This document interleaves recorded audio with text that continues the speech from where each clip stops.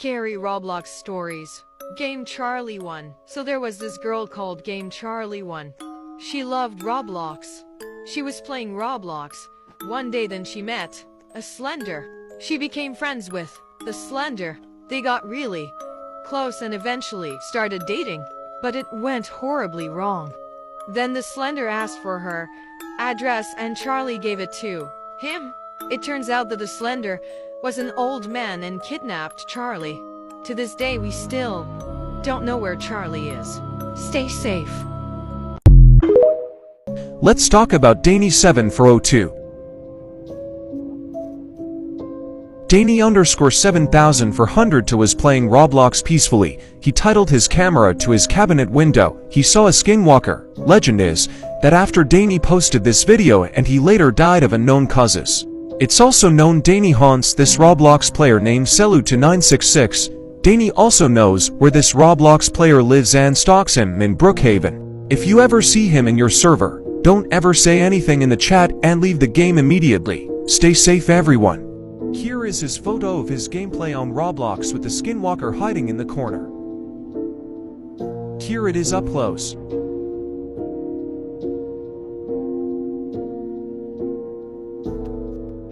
Who is Jenna? So Jenna was a Roblox online dater back in 2017. And if the boys broke up with her, she hacked them in to find out where they live in real life.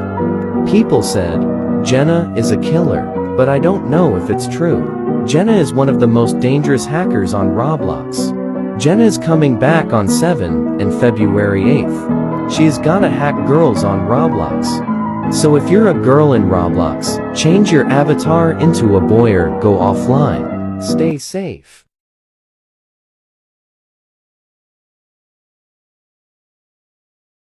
Let's talk about Roblox creepypasta. I told you to smile.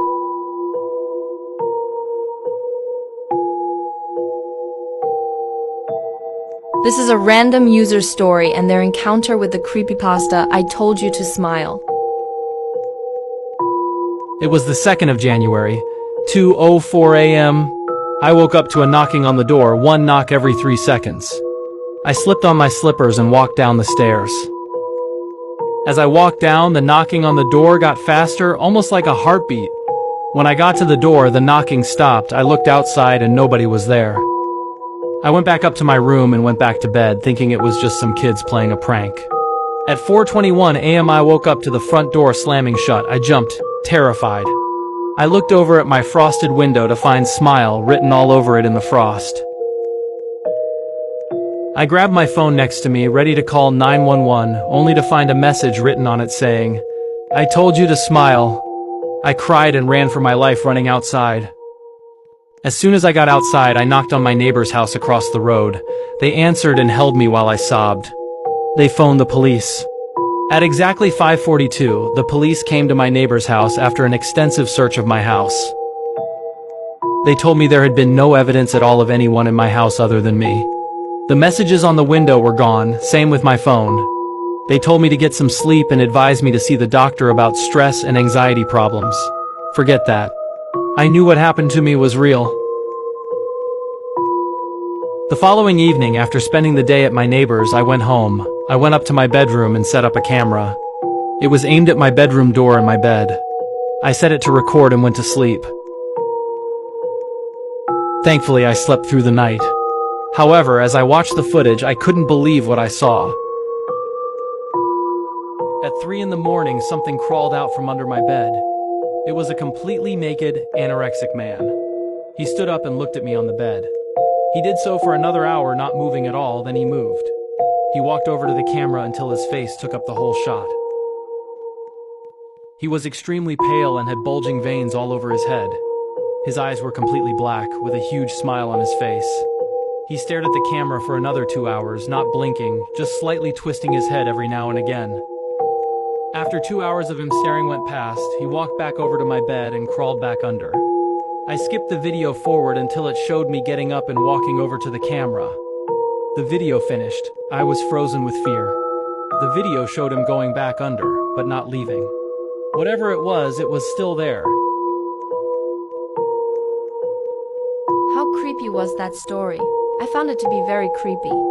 Only now it makes me wonder, what happened to this guy after?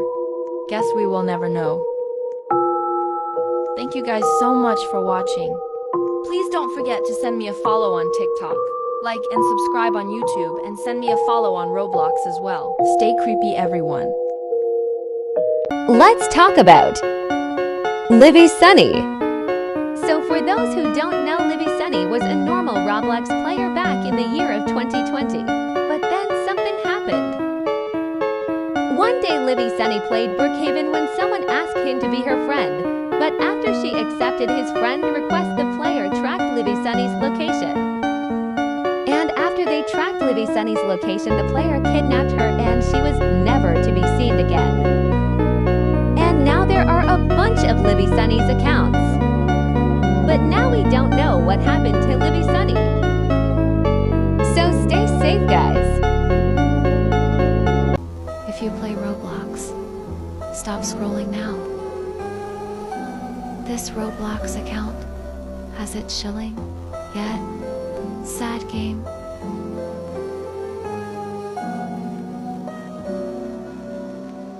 This is the Roblox account that goes by Whispering Shadow.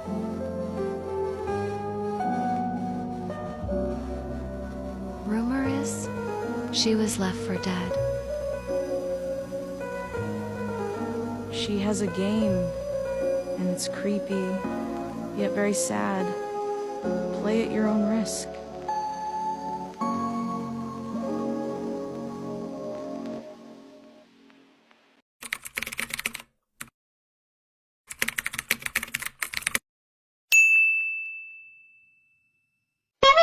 GOZ was a Roblox myth. He is one of the most old and well-known myths dating all the way back to 2012, 10 years ago. He is the innovator of clown myths. GOZ is a clown that has stated himself to be a hematologist. A hematologist is a doctor who professionalizes in diseases of the blood and blood components. He invited players over to his place in order to murder them. His original location for the murders was changed after he was evicted from his house, and it had been burned down. Coincidentally, the second location had the same fate. GOZ's first appearance spread as rumors, saying that players that join his creepy and eerie games will find models of their own dead bodies in the game a short while later. After the success of his first and second game, GOZ continued his ventures in clown business by opening the circus in the sky. GOZ hired a multitude of clowns and workers to assist in his circus. The new additions being Yako, ZOOZIQ, Fodloka, Drak, Senoots, and POO Fizz. He had many YouTubers who invested hours of their lives into figuring him out, one of the most popular ones being Flamingo Albert. In this video, Albert decides to explore GOZ's original game, and halfway through the video, Albert ends up on GOZ's friend list. GOZ is shown in this video to be as he is dressed, a clown doctor that while he has an interest in being a medical professional, he is a clown that likes to crack jokes while being creepy and unsettling. That's it. Thank you all for watching. Scariest Roblox Myths, Part 11, Caroline. So Caroline was a Roblox myth which is dated back to 2012. She was very known for having her own game called My School Playground. She was also an assistant for the myth character, Guz the Clown. Caroline's game explains the whole entire story about her. In her story game, she explains how she was bullied in school, and she also K-led her school bullies. Her game also had very disturbing stuff such as DD bodies and a lot more. There wasn't any information after that. Anyways, what do you think about this? Let's talk about Toby_Cypher05. So basically, Toby is a teenager that's from a town called Bay River. The town looks like it's in a forest and has a huge river. But for some reason, people say the woods there are scary at night. Toby is also very close with his family and friends. He has two best friends, Tony and Kobe, but also friends with a girl named Abby. Toby really likes scary movies. And he likes to hang out with his friends Tony and Kobe in the woods, and they use a Ouija board to talk to ghosts for fun. The Ouija board was Toby's birthday present from Tony back in 2021. Their friend Abby hates that they talk to ghosts, she told them. It was a bad idea and that something bad could happen to them if they weren't careful. During that time, they just didn't listen. They still kept doing it. Unfortunately, they didn't know that something would be lurking around them. Toby began having nightmares soon after. Hearing voices, he thought he was going crazy. He tried ignoring it, thought it would just go away, ... Halloween was approaching, Toby's favorite holiday. Another cool thing about Halloween was it was also Toby's birthday. Toby and his friends made plans to hang out that night. Only the plan was to meet after their parents go to sleep and have a seance with the Ouija board. Abby didn't want them to go. They did anyways. That night, Tony, Kobe, and Toby made contact with a spirit on the board. The Ouija board cursor moved. It spelled hello. They talked to it for a little while. It asked them what their names were. After a while, the spirit quit talking with them. So they decided to pack up for the night. Only they started hearing growling. They were all freaked out. They started packing their things faster. But then Toby started feeling weird and noticed he began slowly floating over the Ouija board. He then burst into flames. He screamed, "What's happening to me?" Tony and Kobe screamed for help, but nobody heard them. Toby remained floating and burning for several minutes, but then slowly started to disappear.